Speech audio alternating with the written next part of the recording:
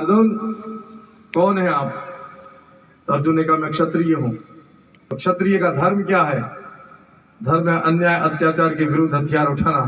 उठा अपने धर्म का पालन कर। ठीक ऐसे साधु संत चारण ब्राह्मण पुरोहित विद्वान लोग आज भी हम आप में आशा रखते हैं कि आपका धर्म क्या है। जब धर्म आपको पुकारे उस समय अपना धर्म को जगा करके, यानी आपके कर्तव्य को।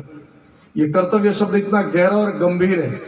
कर्तव्य को अंग्रेजी में ड्यूटी कहेंगे, उर्दू में फर्ज कहेंगे और शास्त्रों की भाषा में इसको धर्म कहेंगे। कर्तव्य को ही धर्म कहते हैं।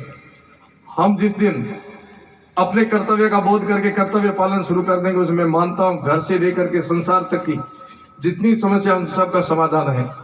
और समस्या भी वहीं खड़ी होती है जहां हम अपने कर्तव्य का बोध नहीं करते, कर्तव्य का पालन नहीं करते। और शारीरिक और आध्यात्मिक दोनों प्रकार से। पहला कर्तव्य बोध करना कि मैं कौन हूं, इस शरीर से बोध करना कि मैं कौन हूं, मैं किसका पुत्र हूं, मैं किस खानदान का हूं, किस परिवार का हूं, किस समाज का हूं, और मेरे ऊपर कौन कौन से कर्तव्य निर्वहन करने की जिम्मेवारियां हैं।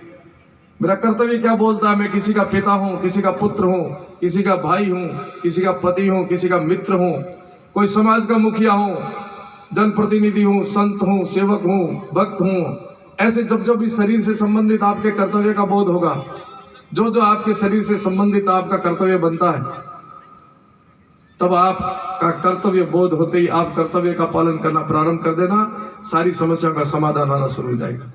घर में भी, समाज में भी जब आपको पता चले कि मैं ये हूं, मैं किसी का भाई हूं, मैं किसी का रिश्तेदार हूं, मैं किसी का पिता हूं, मैं किसी का पुत्र हूं, मैं किसी का गुरु हूं, मैं किसी का शिष्य हूं, तो जो हो वो निभाओ, समस्या का समाधान। नहीं निभाते तभी समस्याएं खड़ी होती हैं।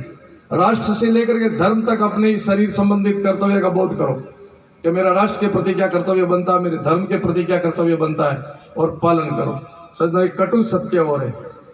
कटु सत्य है कि चलते हुए अचानक कोई एक्सीडेंट हो जाए तो उसको दुर्घटना कहते हैं, और हो सकती है उसकी भी सजा होगी, परंतु कम होगी कि जान करके आपने किसी को मारा नहीं है।